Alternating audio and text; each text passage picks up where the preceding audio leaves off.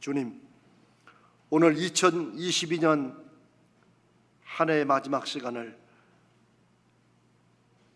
우리 하나님 앞에 보내고 새롭게 주실 23년을 맞이하는 이 송구영신 예배에 이 말씀을 하나님이 주신 것이라 믿고 준비하여 성도들과 함께 나누오니 역사해 주셔서 말씀을 전하는 종이나 듣는 모든 성도들이 하나님의 음성으로 들을 수 있도록 역사하여 주시옵소서. 우리 주님 예수님의 이름으로 간절히 기도드리옵나이다. 아멘. 2022년 올해 우리는 너희 믿음대로 되라는 마태복음 9장 29절의 말씀을 신앙생활의 표로 삼고 살아왔습니다. 내년에는 뭘까요? 저 앞에 써 있죠? 네, 우리 한번 읽어봅시다. 시작. 네, 거기다 제가 위에다 조그맣게 다시라고 써놨어요. 사실 대한민국의 거의 모든 교회가 매년마다 신앙의 표를 정하죠. 목표를 정해놓고 주보에도 이렇게 했습니다. 제가 신앙생활을 했던 교회에서만 그런지 모르지만 사실 많은 교회와 성도들이 신앙표를 매년 정하지만 사실 별로 신경 안 씁니다. 처음에는 그거 있지만 거기에 맞춰서 사는 것도 아니고 한번 이렇게 첫 주에 보내고 그냥 좀 잊어버립니다. 저도 그렇게 신앙생활을 오랫동안 해왔습니다. 그러나 아니 그럴 바에 저걸 왜 정하나 싶은 마음이 저에게 언제부턴가 들었습니다. 그래서 저는 우리 교회는 그리고 저와 여러분은 우리가 신앙표를 정하면 그래도 이 중심으로 제가 교회의 목회를 여러분의 말씀을 전하고 기도하는 이것을 기암이 이쪽으로 맞춰서 하나님이 이 말씀을 우리에게 주신 것이라고 믿고 거기에 맞춰서 가려고 애를 쓰려고 합니다. 그리고 여러분도 이걸 매주 기억하고 이렇게 하라고 하진 않겠지만 그래도 적어도 한 번씩 일주일에 한 번씩 이 본당에 와서 예배를 드릴 때 모임을 가질 때 저 표는 안 보려고 해도 보이게 될 줄로 믿습니다. 그럴 때 주님께서 2000년 전에 두 사람에게 그들의 요청에 대해서 너희 믿음대로 되라 라고 하시며 그들의 간절한 소원과 소망을 이루어 주신 것처럼 그 주님이 우리와 지금도 함께 하심을 믿고 살아가는 것이 우리의 믿음인데 우리에게도 우리가 여전히 떨치지 못하는 어떤 문제와 아픔 속에서 혹은 내가 간절히 바라고 이루는 목표 가운데 주님의 음성이 너의 믿음대로 되라 라는 그런 말씀으로 들려오게 되기를 그것을 우리에게 한번 좀 상기시켜주고 성령께서 우리 안에 저 말씀으로 확인해 주시고 확신을 시켜주시기를 그런 바라는 마음으로 저 표를 정하고 2022년에 하나님이 뭔가 이걸 통해서 역사하실 거라는 기대도 있었고 기도를 해왔는데 그냥 제 생각에 이거 한 해 더 해야겠다 좀 이 말씀으로 조금 더 붙들고 가야겠다 싶어서 2023년도 한 해 더 너희 믿음대로 되라는 이 말씀을 우리가 이 2022년의 마지막 시간과 2023년의 새로운 시간들을 기대하며 다시 한번 마음에 새기시기를 주님의 이름으로 부탁드립니다. 저는 오늘 여러분과 나누는 이 송구혁인 예배 설교 제목을 믿음대로 되기 위하여 즉 주님께서 너희 믿음대로 되라고 했는데 그 믿음대로 되기 위해서 내가 해야 될 게 뭘까 하는 것을 제가 오늘 묵상하고 기도하는 중에 제가 두 가지로 여러분과 함께 나누고자 합니다. 왜 믿음대로 사는 게 잘 안 되는지 나도 믿음대로 한다고 했는데 왜 2022년 한 해 동안 그런 열매가 없었는지 여러분 그런 생각 드실 때 혹시 있지 않으셨습니까? 그런데 이 시간에는 이런 모든 이유들, 안 됐던 시간들의 아픔들 다 접어두고 2023년을 생각하면서 보다 구체적이고 실제적으로 내가 2023년도에는 주님 말씀하신 나의 믿음대로 주님이 이루어지는 그 약속을 내가 경험해 보기 위해서 내가 이 두 가지는 한번 꼭 해봐야겠다 하는 그 두 가지를 여러분과 나누고자 합니다. 주님께서 말씀하시고 약속하신 너희 믿음대로 되라는 그 말씀의 열매를 위하면 이 두 가지를 한번 꼭 해보십시다. 하나는 덮어놓고 믿지 말자는 것입니다. 제가 좀 부드럽고 고상한 말로 쓰려다가 그냥 씁니다. 덮어놓고 믿지 말자.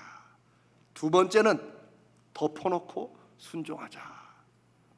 자, 이렇게 정한 이유가 있습니다. 첫 번째, 왜 덮어놓고 믿지 않는 것이 중요한가? 이것은 우리가 믿음으로 살 때 그냥 우리의 도덕성이나 어떤 이런 것을 위해서 살아가는, 저는 이런 것은 더 이상 믿음이 아니라고 제가 간증도 했고 여러분도 이제 그것을 아실 것입니다. 정말 믿으면 하나님이 그 약속을 왜 안 지키시는지를 때로는 하나님 앞에 따질 수 있어야 됩니다. 하나님 앞에 이 말씀대로 어떻게 정말 열매를 맺어야 되는지 한번 묻고 나가는 이런 자세가 필요합니다. 제가 덮어놓고 믿지 말자는 것을 첫 번째 중요한 실천으로 둔 것은, 저 오래전에 성경 공부를 하다가 중고등부 때로 기억을 해요. 오래전이죠. 성경 공부를 하다가 이게 잘 이해가 안 돼서 전사님께 이렇게 물어봅니다. 그러면 그분은 야, 그냥 믿어. 덮어놓고 믿는 게 믿음이야. 그런 얘기를 저는 꽤나 자주 들은 것 같아요. 제가 그때 했던 질문들이 누구나 다 하는 질문들이었어요. 왜 하나님이 하필 선악과를 만들었느냐? 안 만들었으면 지금도 우리가 에덴 동산에서 뭐 이거부터 여러 가지. 전사님도 아마 감당이 안 됐던 모양이죠. 그러니까 야, 덮어놓고 믿어. 근데 이분만 그러신 게 아니고, 저가 다녔을 때, 어렸을 때 교회 부흥회에서, 사실 부흥회 그때는 참 많이 했었죠. 70년대, 80년대, 90년대. 근데 어떤 부흥 목사님들이, 부흥회 강사들이 오시면 이렇게 강조하는 분이 있었어요. 하나님의 말씀하시면 무조건 덮어놓고 믿어야 됩니다. 메시아입니까? 그러면 또 아멘 하고. 그러니까 전사님도 덮어놓고 믿으라고 그러지, 부흥 강사도 덮어놓고 믿으라고 그러지. 그러니까 저는 정말 그냥 성경 말씀에 대해서 전혀 의심은 당연히 안 되고, 이게 정말 이게 이렇게 되나? 이런가? 이런 마음도 가지면 큰일 나는 것으로 알고 살아왔어요. 아마 지금 혹시 저와 비슷한 마음을 갖고 계신 분 계시면 하나님이 지금 여러분에게 말씀하신다고 생각하셔도 될 겁니다. 그런데 여러분 아십니까? 그냥 덮어놓고 믿다 보니까 어느 순간에는 그냥 덮어놓고 믿어지는데, 내 인생에서 그래도 믿음으로 살아보려고 애쓰고 순종하고 이렇게 하는데도 하나님의 말씀의 약속에 아무런 내 삶의 실제적인 열매나 실제적인 힘이 안 될 때는 이게 마음속에 의문이 되는 거예요. 이게 대체 믿는 것과 안 믿는 게 무슨 차이가 있나? 그냥 일요일날 교회 나간다고 힘들기만 하지, 대체 믿는다는 게 뭔가 하는 마음속의 의문이 그냥 스물스물 올라오는 거예요. 그런데 그런 질문을 할 수가 없어요. 하면 안 돼요. 왜? 덮어놓고 믿는 게 믿음이라고 하니까. 그러나 이렇게 믿는 것은 결코 좋은 믿음도 아니고 맞는 믿음도 아닙니다. 하나님은 결코 덮어놓고 믿으라고 말씀하시지 않습니다. 오늘 우리가 읽은 베레아 사람들의, 이 베레아라는 지역에 있는 한 성도들의 좋은 신앙의 예를 잘 보여줍니다. 이때가 한참 이제 막 초대교회 막 복음 전파가 막 일어날 때입니다. 여기 보니까 베레아 사람들은 신사적이어서 이 참 어때는 이 말의 이 번역이 요즘 우리들하고 감각이 좀 안 맞을 때가 있죠. 근데 신사적이란 말은 우리가 볼 때 그냥 점잖고 나이스하고 뭐 옷을 좀 잘 이런 뜻이 아닙니다. 이것은 외적 태도가 아니라 마음의 태도를 말합니다. 마음의 중심을 의미합니다. 이 말을 다른 말로 하면 베레아 사람들은 너그럽다, 고상하다, 혹은 새로운 것에 대해서 마음이 열려 있다, 그런 뜻입니다. 어느 시대에나 잘못된 지성을 가지면 자기가 알고 있는 그것 하나로 모든 것을 다 판단하고 자기와 조금만 생각이 다르면 절대 받아들이지 않습니다. 저는 우리 한국 사회가 갈수록 점점점 그게 심해지는 것이 너무나도 안타깝고 또 여러분도 그러실 겁니다. 그걸 예전에는 소위 진영 논리, 뭐 진보냐 보수냐 이렇게 했지만 지금은 모든 사람이 거의 다 그러는 것 같아요. 그런 점에서 신사적이다 하는 말은 내가 다른 사람의 의견을 듣는다고 해서 내 생각을 그냥 쉽게 바꾸는 게 아닙니다. 그러나 적어도 내 생각과 내 주관이 있다 할지라도 다른 사람의 그 얘기를 한번 들어보고 비교해보는 이런 정도의 열린 마음, 이런 정도의 너그러운 마음, 이런 정도의 자세는 있어야 된다는 것입니다. 이건 인생을 잘 살자는 얘기가 아닙니다. 믿음을 가진 사람들은 이런 자세로 살아야 된다는 거예요. 하나님의 말씀과 우리가 살아온 인생의 경험과 내가 확신하는 것들이 안 맞을 때가 있어요. 그러나 하나님은 거기에 대해서 덮어놓고 믿으라고 하지 않아요. 덮어놓고 믿으면 내 속에 있는 걸 가진 채 그거는 그냥 속에다 한 곳에 넣어놓는 거예요. 안 믿어. 그냥 넣어놓는 거예요. 이게 덮어놓고 믿는 거예요. 우리 안에 하나님 말씀에 대한 모든 것을 다 이해할 수는 없지만 그래도 내 안에 이 말씀이 정말 그런가 하는 이런 의문과 이런 간절함이 있을 때는 그것을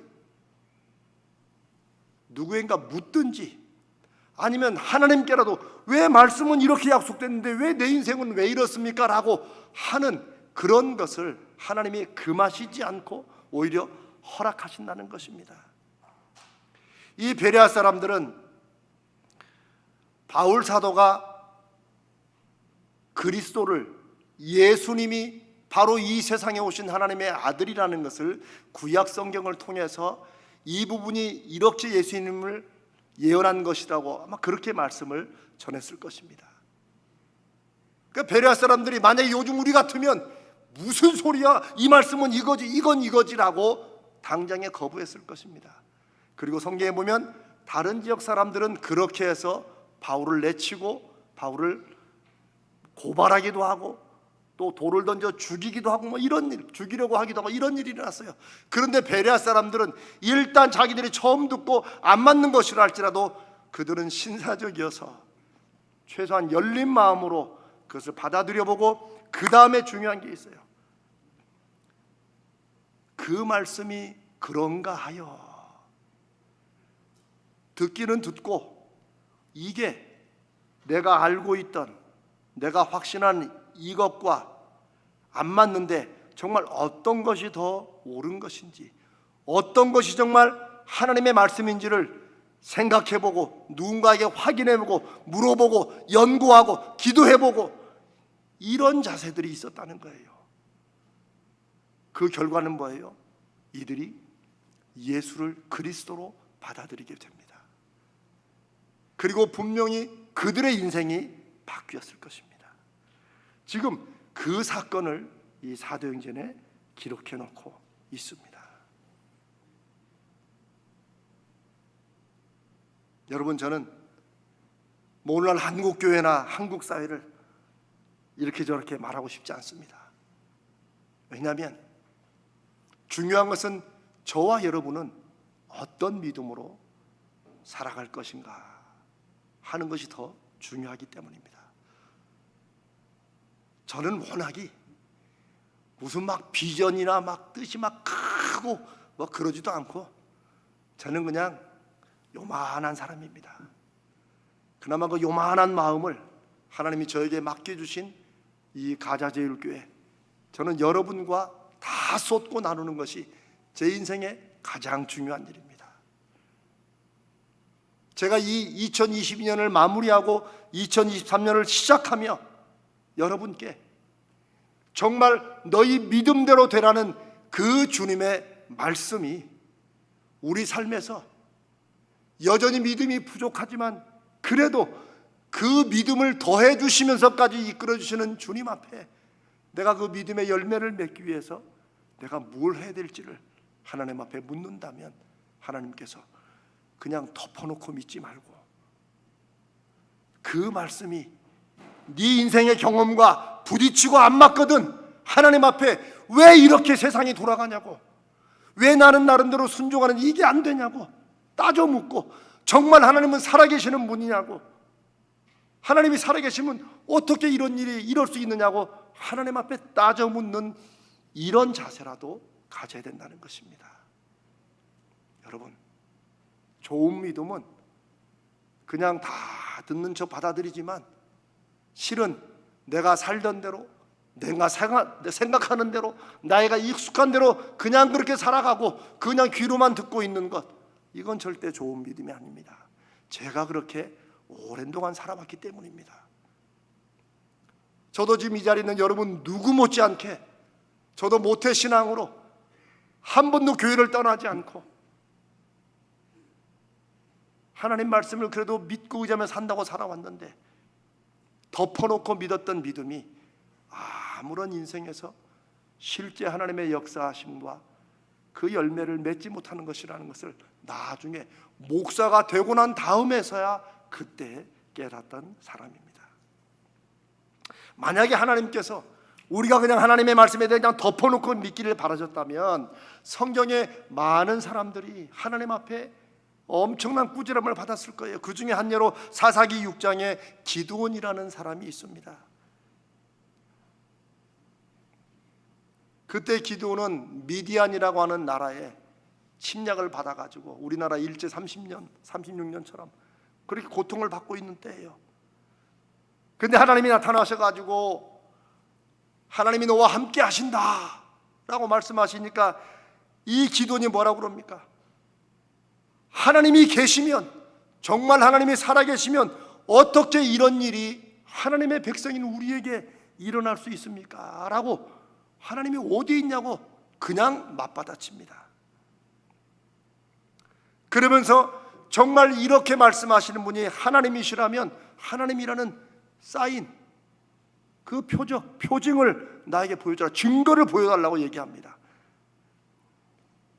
만약 덮어놓고 믿는 것이 하나님의 뜻이었다면 하나님은 그런 기도에게 이런 고의한 놈 하더니 하면 그래 알았다 그냥 두고 떠나셨을 것이에요.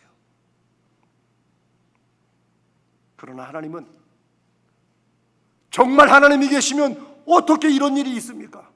어떻게 내 삶이 그래도 믿음으로 살려고 애쓰는 내 인생이 왜 이렇습니까? 왜 내 가정이 왜 이렇습니까? 왜 일이 이렇습니까? 라고 따져 묻는 그런 기도원 같은 우리에게 하나님은 그 기도의 믿음을 하나님이 쓰시고자 하는 믿음으로 세우시기 위해서 표적을 보여주십니다.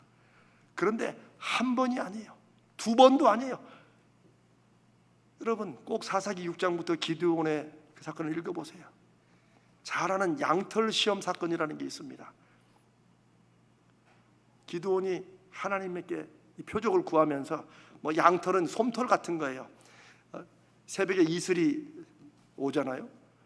기드온이 뭐라고 그러냐면 하나님, 그러면 정말 하나님이 살아계시고 나를 통해 일하시려면 이슬이 내리는데 요 솜털에는 여기는 이슬이 내리고 요 주변에 요거 밖에는 이슬이 안 내리게 해달라고. 그 장난 같지요. 하나님 뭐 죄송합니다. 제가 하나님한테 야 인마 좀 그럴싸한 걸 내라 그럴 건데 하나님이 그대로 하십니다. 양털에는 이슬이 잔뜩 내렸는데 주변에는 다 말랐어요.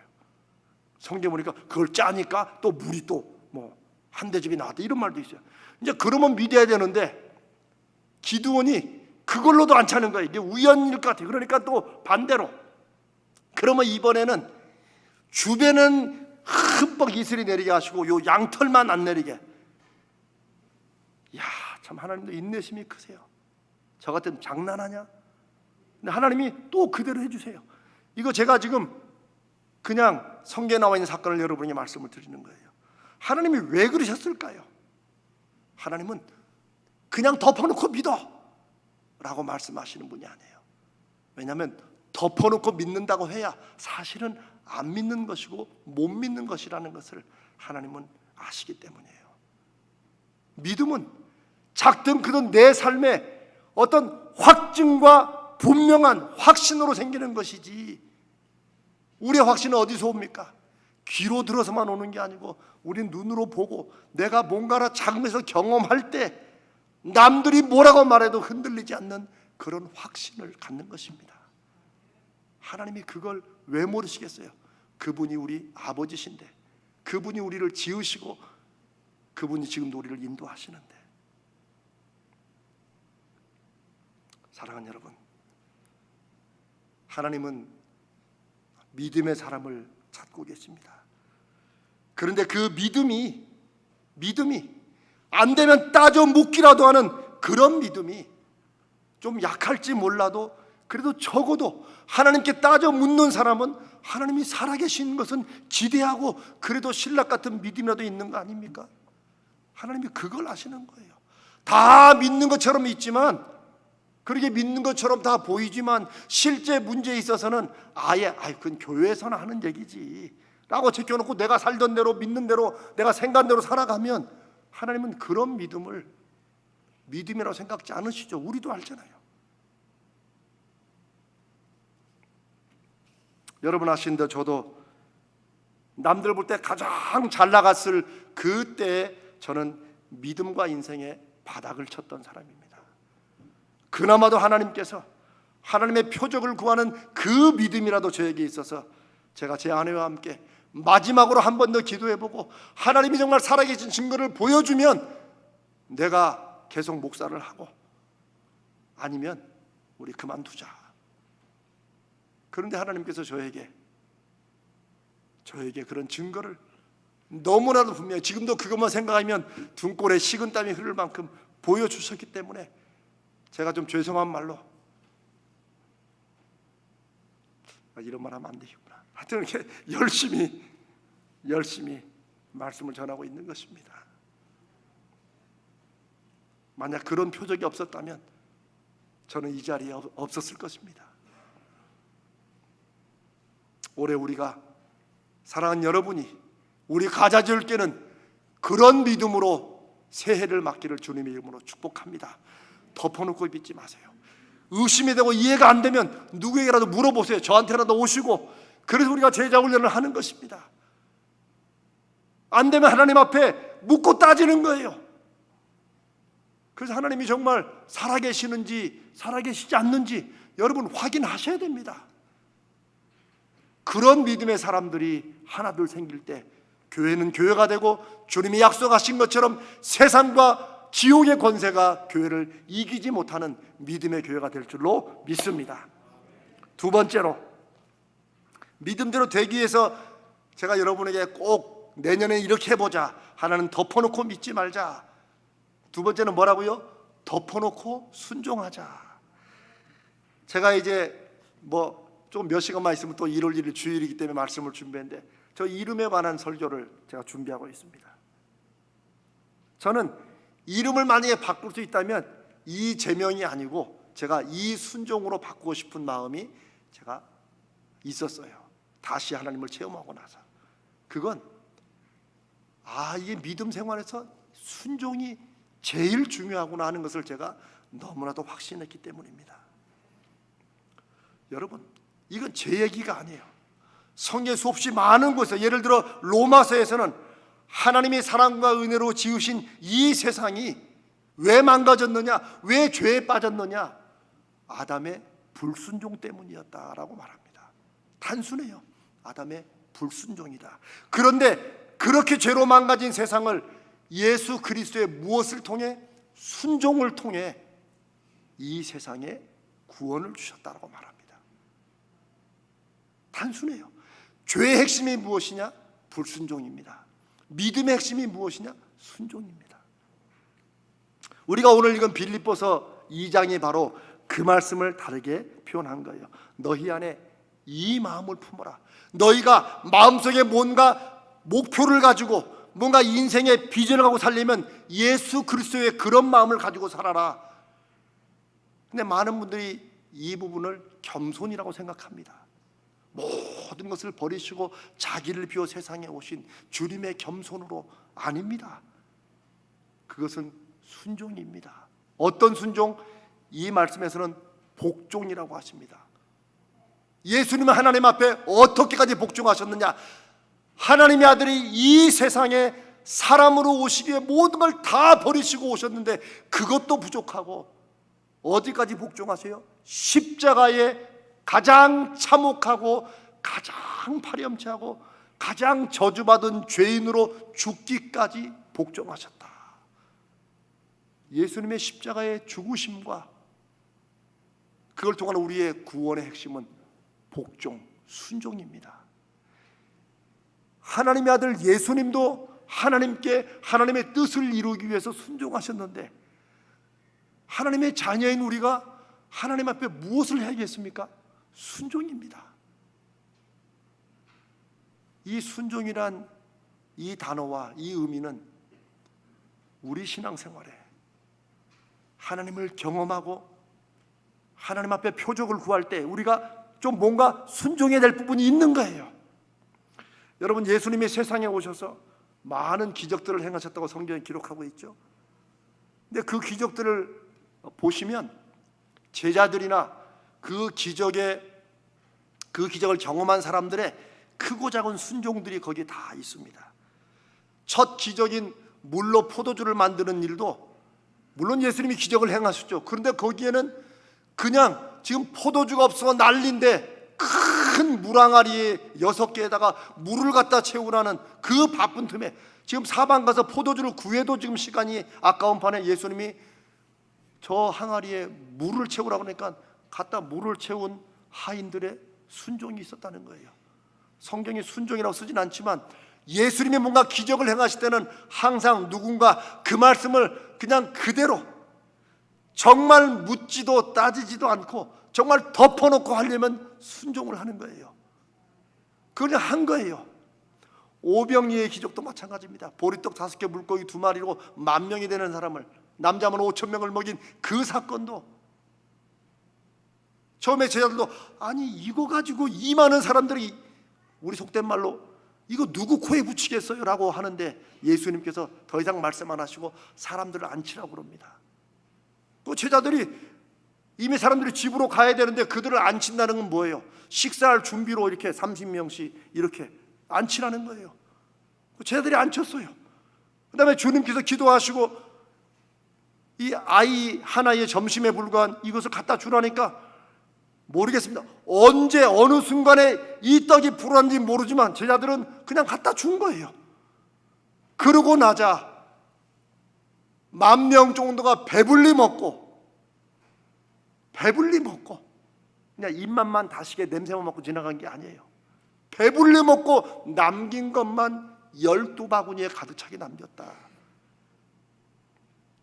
여기에는 중요한 많은 의미가 있겠지만 그 기적을 이루시는데도 주님은 제자들의 순종을 사용하셨다는 거예요. 제가 왜 이렇게 말씀드리냐면 거기 보니까 예수님께서 그 일을 행하시기 전에 친히 주님이 어떻게 무엇을 하실지를 아시고 그것을 하셨다라고 성경이 또 친절하게 기록해 놨어요. 그러니까 하나님은 예수님은 우리에게 무언가를 순종하라고 요구하실 때 이미 주님은 우리 속된 말로 우리 왜 얼마 전에 나왔던 기생충 영화에 주님은 다 계획이 계시는구나 이렇게 생각해야 돼요. 그분이 해봐서 아니면 말고로 하시는 일은 없습니다. 친히 어떻게 하실지를 아시고 우리에게 그것을 요구하시는 것입니다. 사랑하는 여러분, 저는 순종할 때는 왜 순종하느냐? 우리가 주님의 종이기 때문에 순종한다. 요즘에 종이라는 말을 안 쓰지만 저는 식당 가서 왜 웨이터 있죠? 왜 식당 웨이터라고 그러나요? 식당에 이렇게 음식 같은 거 나눠주는 이런 분들, 자 주방장과 이 음식 나눠주는 사람과 자 누가 셉니까? 주방장이 세죠. 주인이 세고. 무슨 말 하려고 그러냐? 웨이터가 할 일은 뭐예요? 주문 받아가지고 주방장에 알리고 주방장에 음식 내면 그 사람이 할 일은 뭐예요? 자기가 미리 시식을 해보고 이것이 짜다 맵다, 이거는 웨이터가 할 일이 아니죠. 이 사람이 할 일은 그냥 주방장이 주는 대로 갖다가 3번 테이블에 5번 테이블에 갖다 주면 되는 거예요. 거기서 음식이 어쩌다 하면 그건 어떻게 자기가 책임질 일이 아니에요. 알겠습니다 하고 주방장에 가가지고 손님이 이렇다더라. 우리가 주님의 종으로 산다, 하나님의 자녀로 산다는 것은 적어도 웨이터가 주방장에 대해 갖고 있는 그런 정도의 신뢰와 내가 고민할 것과 그분이 고민할 것, 이것은 구분하고 살아야 되는 거예요. 순종은 그런 것입니다. 순종은 내가 한번 딱 생각해보니까 요건 될 것 같다 해서 순종하는 순종이 아닙니다. 요건 좀 나하고 방향이 맞네, 그래서 하는 것은 순종이 아닙니다. 이해가 안 돼도, 내 처지가 좀 아니어도, 나하고 잘 안 맞아도 그 말씀하신 분이 하나님이시고 그 말씀이 하나님의 말씀인 것이 내 안에 확신이 되면 그냥 해보는 것입니다.